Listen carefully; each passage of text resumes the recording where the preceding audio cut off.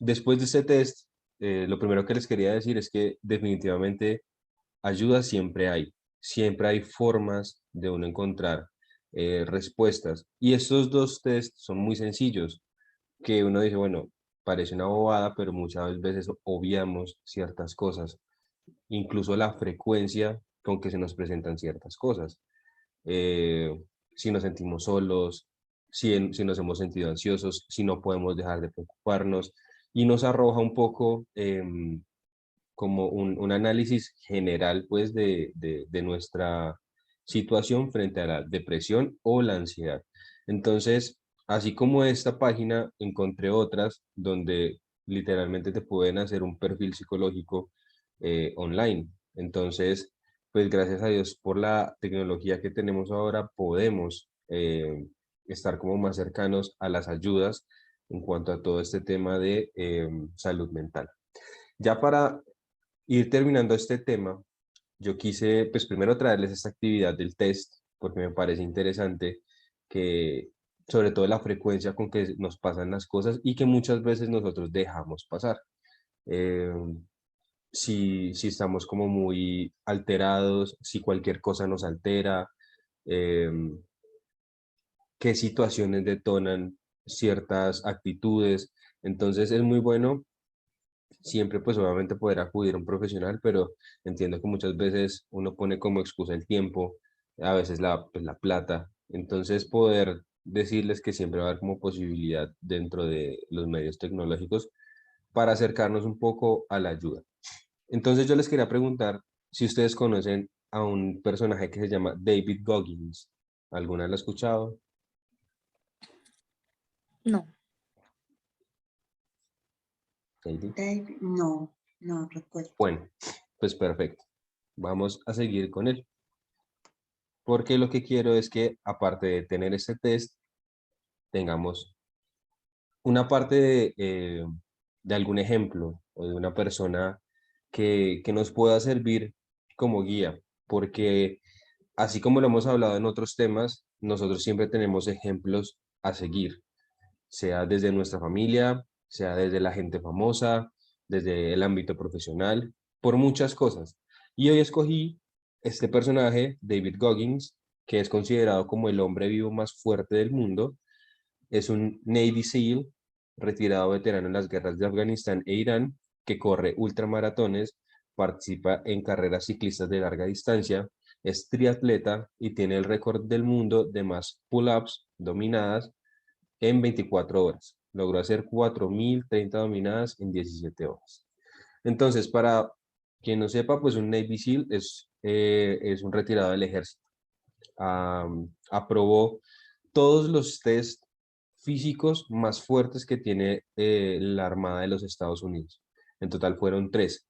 Hay uno que es el más conocido para ser un SEAL, que es un entrenamiento de una semana donde duermen casi que 2 horas por toda la semana y es es una exigencia física muy, muy grande.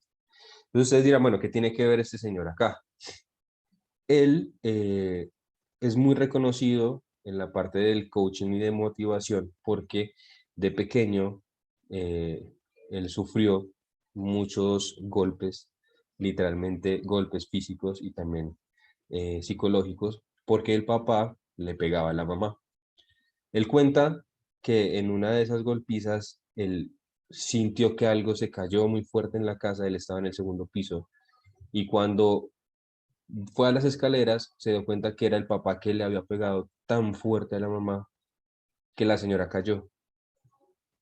Y él, dentro de su miedo desde su pequeñez, lo que hizo fue saltarle en la espalda al papá y el papá le pegó.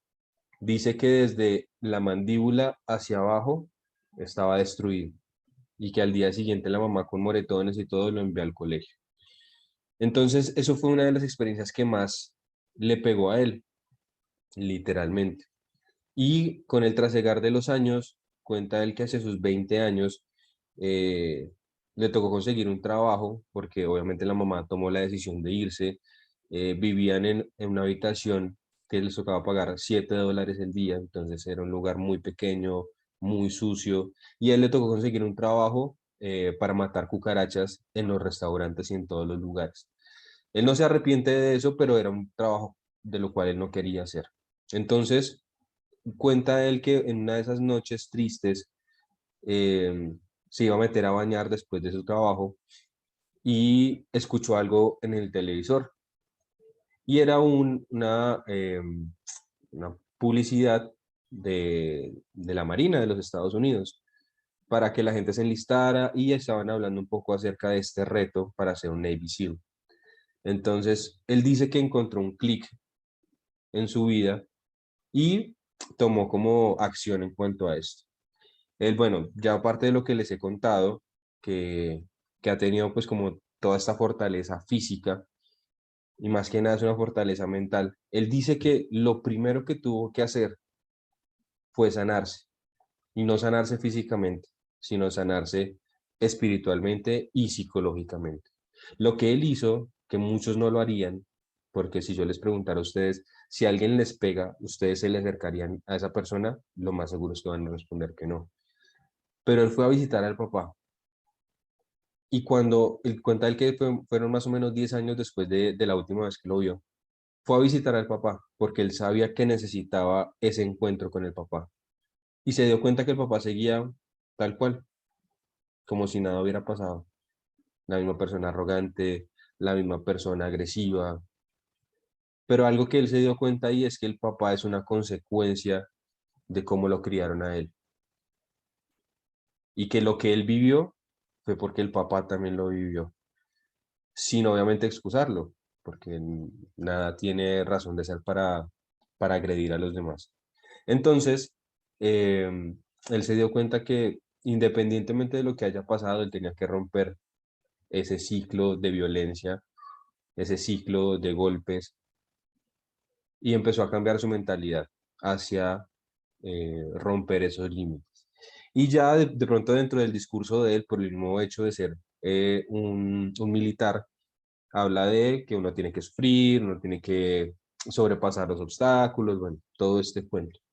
Pero nos damos cuenta que nosotros somos víctimas muchas veces de nuestra crianza, de las personas que nos rodean, pero el eje central es que si tú decides hacer algo diferente, pues todo cambia, ¿sí? Como nosotros lo podemos encontrar en la palabra también. Cambia tu forma de pensar para que cambie tu forma de vivir. Entonces, este personaje pasó de ser un, un afroamericano del común. Para los que de pronto no conocen la realidad de los Estados Unidos, cuando tú naces negro en los Estados Unidos estás casi que condenado a la pobreza y a ciertos estigmas solamente por el color de piel. Entonces él también, por medio de ese reenfoque, que ahorita vamos a ver un poquito más de ciertas características que valen la pena tener, cuando él hace ese reenfoque de su vida, que pasa, él dice que pasó de pesar más o menos 70 kilos a 150 kilos, más o menos como lo estamos viendo al lado izquierdo, antes de empezar su entrenamiento, y ahorita está en el otro lado, siendo pues ya como un ejemplo para muchas personas que han sufrido quizá violencia intrafamiliar, y que ustedes saben que al fin y al cabo es de lo que más se nos presentan y mucho más en nuestras comunidades. Entonces David Goggins, él tiene libros, él tiene documentales, incluso aquí eso se los voy a enviar a ustedes, este video de YouTube, ahí cuenta un poco acerca de la vida de él, que yo se los voy a compartir para que ustedes lo vean, pero a lo que voy es que nosotros tenemos que hacer el clic, tenemos que hacer el cambio y tenemos que mentalizarnos hacia lo que nosotros queremos, porque también la salud mental termina siendo, uno lo puede decir como un estilo de vida, pero termina siendo es una decisión, ¿sí? Y si tú lo decides, lo puedes lograr. Entonces, el video se los voy a dejar ahí, no se los voy a mostrar ahorita, pero para que ustedes lo puedan ver después. Entonces, con David Goggins saqué estas dos imágenes. La primera es una de las frases que más ha marcado de él, que es: en tiempos de infierno, en tiempos de sufrimiento, incluso los hombres más duros tienden a olvidar quiénes son realmente.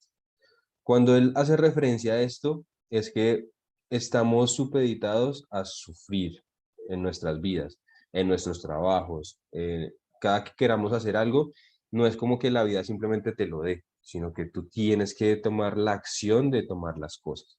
Entonces también es como nuestra mentalidad y desde nuestra salud mental tenemos que empezar a visualizar lo que queremos y realizar lo que queremos, porque no es solamente un tema de, ok, tengo un problema, sino cómo voy a salir del problema.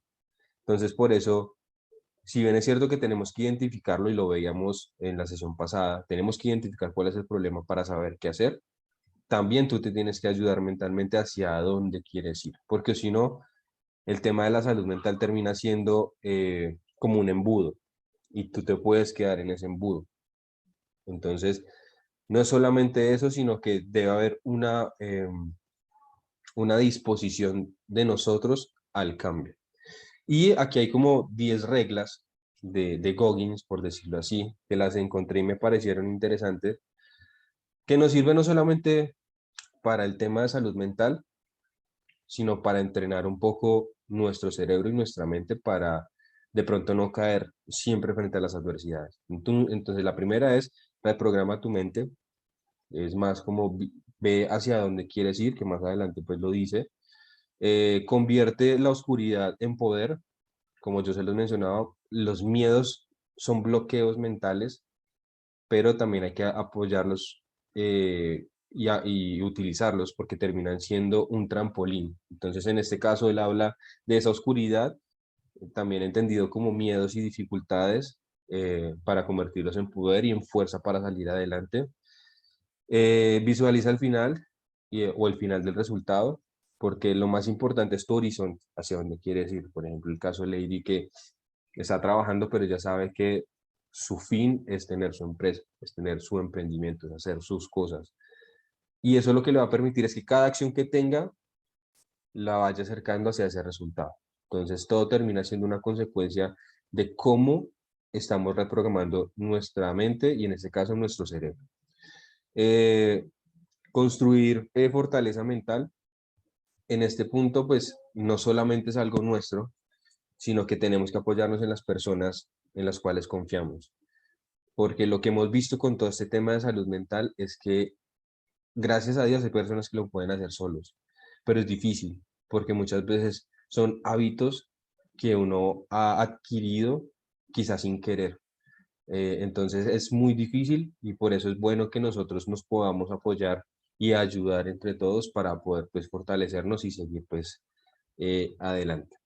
Aquí tenemos que, para mí ese take accountability es también como tener unas tareas que siempre puedas cumplir, porque lo estaba viendo en uno de los videos de él, y es como tener un pequeño checklist, no hacerlo tan largo como de empezar, no sé, hacer una venta, hacer 100 ventas, hacer 200 ventas, no, sino ir de poco a poco, de poco a poco, de 10 en 10, de 5 en 5, porque mucha gente dirá, vas como la tortuga, pero por eso siempre hay fábulas con la tortuga y la liebre, porque lo importante siempre es que cada paso que tú des sea fuerte, sea estable y que te dé la posibilidad de continuar, porque muchas veces por querer abarcar y dar un salto muy largo, muchas veces nos resbalamos y tenemos lesiones, tenemos problemas. Entonces, hay que ir paso a paso y disfrutarnos ese proceso porque también te mentaliza y le ayuda a tu cerebro a programarse para ir cumpliendo metas. Y cada que vas cumpliendo las metas, vas a seguir avanzando porque siempre vas a tener algo por hacer. Em, Ser presente o estar presente es deja atrás todo lo que te ató, deja atrás todo lo que te golpeó. No estamos hablando de olvidar, sino que todos esos resentimientos, esas frustraciones, ese estrés, lo podamos discernir y podamos sacar las cosas positivas para lo que estamos viviendo ahora. Mucha gente dirá, yo por qué estuve trabajando en tal lugar si lo único que me trajo fueron tristezas. No, quizá ese lugar donde fueron tantas tristezas, también hubo mucho aprendizaje y eso es lo que te debe mantener acá en el presente. No simplemente quedarnos con lo malo, sino poder traer todas las cosas buenas, así sea lo mínimo a lo que estamos viviendo ahora. Estar fuerte y más que nada como ser fuerte o tener fortaleza porque cada que tú quieras hacer algo, van a tratar de derribar. Esto sí lo dice él un poco más hacia tratar de aguantar todo lo que se nos viene, porque cada que tú tomas una acción, por ejemplo, un emprendimiento, está todo el tema de impuestos, todo el tema de competencia, de la misma familia que no te apoya, de nosotros mismos que no confiamos en nosotros. Entonces, siempre tratar de blindarnos y de ayudarnos. Y todo esto es muy mental. Tiene que ver ya con lo que vimos de salud mental, de las dificultades, los problemas, pero ya estamos dando también desde la sesión pasada herramientas que nos ayuden a fortalecernos. Y estos son acciones concretas que pueden sonar muy generales, pero son muy, muy concretas que podemos empezar a utilizar para que temas como la depresión, la ansiedad puedan empezar a mermar muchísimo más. El octavo para mí es el más importante, debería estar de primero, que es como arréglate a ti mismo primero o organízate a ti mismo primero, porque de eso partimos. Nosotros no podemos dar de lo que no tenemos. Nosotros no podemos brindar de lo que no somos. Entonces, hay que primero identificar cómo estamos nosotros frente a todo, frente a nuestra familia, frente a nuestro trabajo, frente a nuestra pareja, frente a nuestra vida, frente a todo lo que nosotros nos queremos proponer. Entonces, es importante saber que si no estamos bien, hay que hacer algo y dejar de culpar a los demás porque eso es algo, es la primera reacción de que las cosas no se están haciendo bien, cuando tú tienes que culpar a otra persona y cuando sabes que no es así, sino que fue por algo que hiciste o que dejaste de hacer. Entonces, si tú no te organizas a ti mismo, pues simplemente todo de ahí para arriba puede crecer altísimo, pero se va a desmoronar porque la base no está fuerte.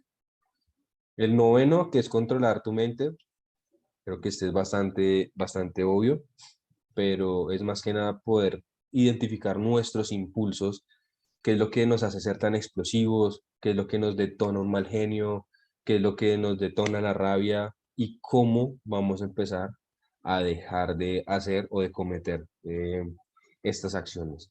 Esto es fundamental para todo lo que queramos hacer, porque si nosotros no tratamos, por ejemplo, el estrés, no vamos a poder controlar nuestra mente y no vamos a poder controlar todas las acciones que vienen de ahí en adelante. Si nosotros vivimos ansiosos, pero en cuanto a, lo pongo en cuanto al trabajo, y vemos que nos llegan más cosas y nos llegan más cosas y nos llegan más cosas, pero no controlamos la ansiedad del inicio, no vamos a poder hacerla. Entonces, todo termina siendo como un parte de un proceso, parte de acciones concretas que tienes que hacer, como lo mencionaba al comienzo, para poder tener una buena salud mental y poder fortalecer nuestra mente y obviamente pues poder conducir nuestro cerebro hacia todo lo que queremos hacer. Y comprométete al 100% o completamente, porque muchas veces iniciamos cosas y las dejamos por una dificultad. Comprométete así sea con una cosa. Y hay un tip, bueno, son 4 tips que les voy a dar para que, para que ustedes lo tengan en cuenta, que les pueda ayudar en todo este tema de salud mental y en general a todo como nuestra realidad. El primero es la lectura, porque la lectura te genera disciplina. Pero lo que puedes hacer es, coge tu celular, ponle 10 minutos y vas a ver que vas a leer esos 10 minutos, pero muchas veces van a ser 15, van a ser 20, pero esos primeros 10 minutos son fundamentales para que tú empieces a crear una disciplina en lo que sea, en lo que sea. Lo segundo, que pues para mí muy importante, es el ejercicio, porque la mayoría de los problemas de salud mental devienen de no quemar la suficiente energía diaria. Entonces, cuando tú tienes la disciplina de leer y la disciplina de hacer ejercicio, así sean 30 minutos diarios o que lo organices durante la semana, vas a notar la gran diferencia la gran, gran, gran diferencia que puedes tener. El tercero, que de pronto no es muy nuestro, pero yo lo he venido adquiriendo por otros temas, pero la meditación, entendida como estar calmos en un lugar, no diciendo palabras o cosas, no, simplemente sacarnos 5 minutos del día, por lo menos, para estar en silencio, sin un celular, sin un televisor. Eso te cambia completamente. Y el cuarto, desarrollar una habilidad, la que sea. Con esas 4 herramientas diarias, tienes la mente ocupada hacia cosas que te van a brindar bienestar.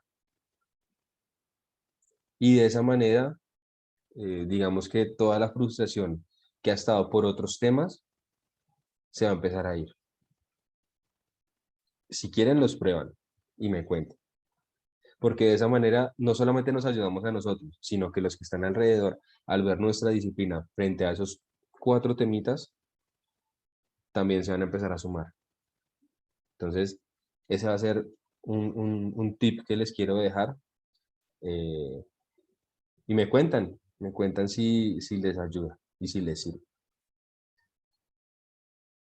Y vamos a terminar, digamos que la parte de la explicación de salud mental, porque vamos a finalizar ahora con un pequeño cuento, pero obviamente nosotros estamos en el ámbito de la iglesia y es bastante básico, pero la salud mental y la iglesia es casi que correlacionado, porque estadísticamente el 70% de las personas que sufren un trastorno mental o una dificultad mental asisten primero a la iglesia que a un psicólogo o que a sí, o que a un profesional. Lo que quiere decir es que nosotros tenemos ciertas responsabilidades en también ayudar a los demás, porque también es parte de nuestra misión. Y la iglesia, entendida como nosotros, como Lady, como Adax, como Dubier, somos centros de esperanza, porque nosotros le brindamos la posibilidad a las personas de que tengan un segundo aire, de que puedan respirar, de que se puedan calmar, de que puedan entender que esto sí tiene una solución, que tantos conflictos que ellos pueden tener tienen una solución. Y es algo que estamos haciendo, porque estas 2 sesiones son muy importantes. Igual ya venimos hablando desde antes, porque nos estamos formando para eso, para escuchar a las personas, para entender de qué manera abordarlos, qué decirles, cómo ayudarlos. Y ustedes dirán, pero si no me puedo ayudar muchas veces a mí, pero ya nosotros nos hemos dado cuenta del poder que podemos tener ayudando a las personas. Entonces nosotros como iglesia, como seres humanos, iglesia, somos un centro de esperanza para las personas que tienen dificultades. Y tomé 2 apartes. Este primero, del padre Luke Dissinger, es un católico, y él decía, los líderes de la iglesia y del personal deberían aceptar que ellos se encuentran en las filas delanteras en la atención de la salud mental. ¿Por qué? Por lo que les comentaba. Estadísticamente, el 70% de las personas se acerca primero a la iglesia o a su religión. Entonces, para que lo tengan en cuenta. La parábola del buen samaritano dijo y señala nuestra responsabilidad de facilitar la sanación. Y existe una relación estrecha entre la mente, el cuerpo y el alma. Nuestro cuerpo afecta a nuestra alma, aseveró, y nuestro cerebro afecta a nuestra alma. Entonces, desde nuestra forma de ser, desde lo que nosotros somos, afectamos esa parte espiritual, ¿cierto? Pero también nuestro cerebro afecta nuestra parte espiritual. Entonces, ¿qué estamos diciendo? Que hay 2 puntos muy importantes. El personal, que claro, cada uno tiene que propender y procurar cuidar su salud mental, pero también, por la otra parte, quiere decir que a pesar de nuestras dificultades y de lo que quizá nosotros, digamos, no somos capaces de hacer, pues tenemos incidencia en las otras personas que también necesitan ayuda. Y nosotros, desde la iglesia, tenemos muchos ejemplos, desde Moisés, que personas que supuestamente no tenían las capacidades de hacer casi que nada, y Dios los usa para transformar la historia y transformar vidas. Y nosotros estamos llamados a eso. a transformar, a crecer personalmente y a lo que nos rodea. Y cada que tú te fortaleces, son más personas que tú bendices, son más personas a las cuales tú llegas. Entonces no echemos en saco roto el aprendizaje que hemos venido teniendo de la salud mental, porque nosotros estamos llamados a ayudar y a hacer. Y también lo que hemos mencionado acá, que es fundamental, si no estamos del todo bien, levantemos la mano y digamos, yo necesito ayuda. Porque ahí también es donde nosotros tenemos una responsabilidad. Para finalizar esta presentación, quiero leerles esta cita del Papa Francisco, que dice, el propósito de nuestra misión es identificar las necesidades materiales e inmateriales de las personas e intentar satisfacerlas como podamos. ¿Sabe usted lo que es ágape? Es el amor que se tiene por otras personas, como nuestro Señor lo programó. No es hacer proselitismo, es amor, amar el prójimo, esa levadura al servicio del bien común. A mí me parece muy bonita toda esta expresión porque encarna la misión de nosotros y encarna la misión de Dios. Porque nosotros nos damos cuenta de lo que necesitan los demás. Nosotros nos damos cuenta de cómo podemos ayudar. Y en nosotros está el conocimiento, el amor y la fe. Y que cuando nosotros nos proponemos hacer las cosas para ayudar, ya nos hemos dado cuenta de que sí se hacen. Entonces es cuestión de la disposición que nosotros tenemos para con los demás y para con nosotros. Entonces, esta, esta expresión del Papa Francisco es muy valiosa y aquí nos damos cuenta que nosotros siempre estamos abiertos a aprender. Como presbiterianos, el ecumenismo es algo fundamental. El ecumenismo lo que nos enseña es poder ver otras visiones, otras perspectivas desde otras comunidades. Y qué bonito que en este tema, que esto no tiene ni religión ni nada, porque es un tema de la humanidad, de la salud de la humanidad, pues que nosotros como comunidades de fe podamos tener una incidencia dentro de tantos conflictos y tantos problemas. Les voy a contar un pequeño cuento que se llama Fufu y el abrigo verde. Es de dos escritoras, de Vera Egerman y Lina Jangen. No sé de dónde son, pero bueno.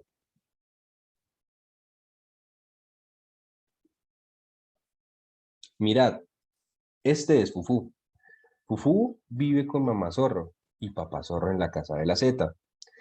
En la primera planta, en el bajo vive la señora Calibre. En el ático, el señor Can. El jardín es ideal para jugar, sobre todo con Leo y Mimi, que son los amiguitos de Fufu.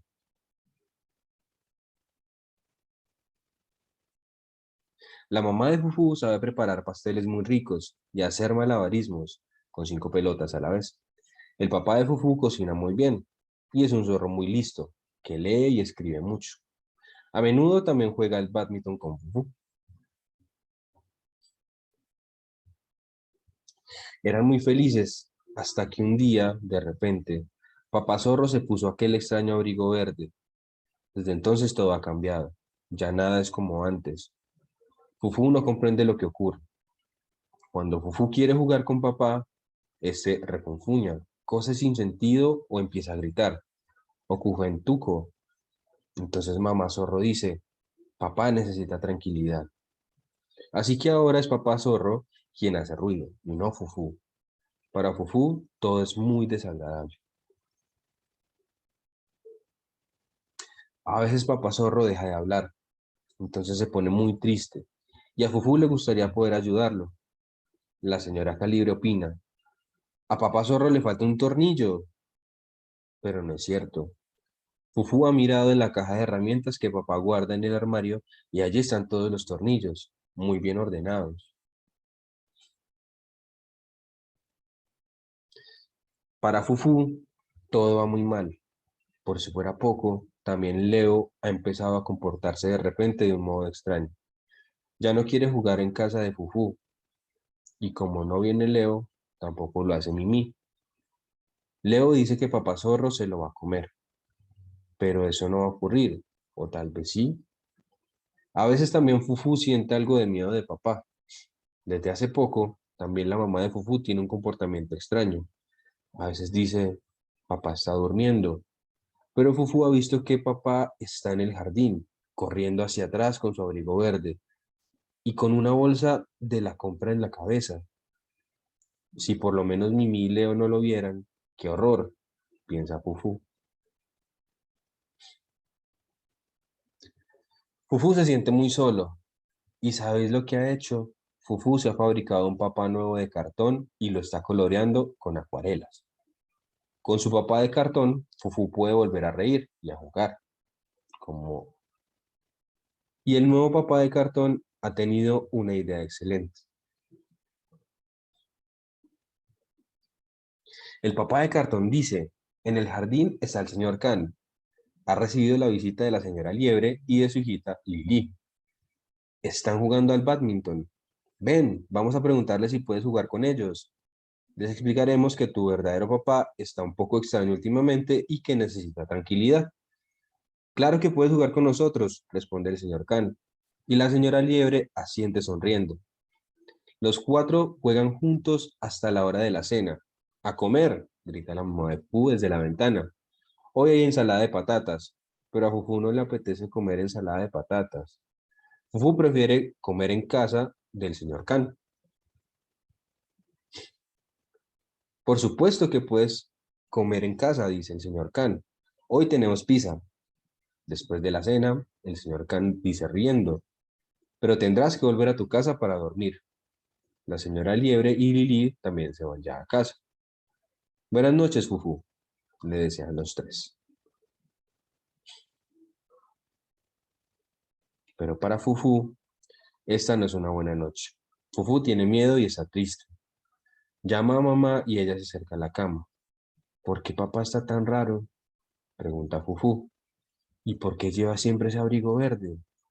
Es por mi culpa. Mamá zorro acaricia el pelo de Fufú. No, Fufú, tú no tienes la culpa. Papá está enfermo. La enfermedad de papá está en su cabeza. Es algo complicado, pero el doctor Búho lo puede ayudar. Para eso, papá tendrá que ir con él a la clínica. ¿Y qué es esa clínica?, quiere saber Fufú. Es un hospital como cualquier otro, pero para las personas que tienen una enfermedad como la de papá. Papá hablará allí con el doctor Búho. Tal vez tenga que tomar medicamentos. Se quedará allí durante un tiempo, explica mamá zorro. Pero podemos visitarle en la clínica. ¿Y papá no volverá a casa nunca más?, preguntó Fufú. Claro que volverá, responde mamá zorro. Cuando papá esté mejor, volverá a casa. Y entonces haremos un picnic en el jardín con todos tus amigos, con Leo, con Mimi y con Lili. También podrán venir los papás de Leo y Mimi. Pero Leo y Mimi ya no quieren venir a verme, dice Fufú. Ah, ¿no?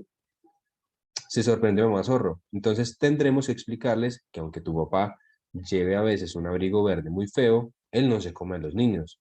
¿Por qué iba a hacerlo? ¿Por qué iba a hacerlo?, ríe Fufú.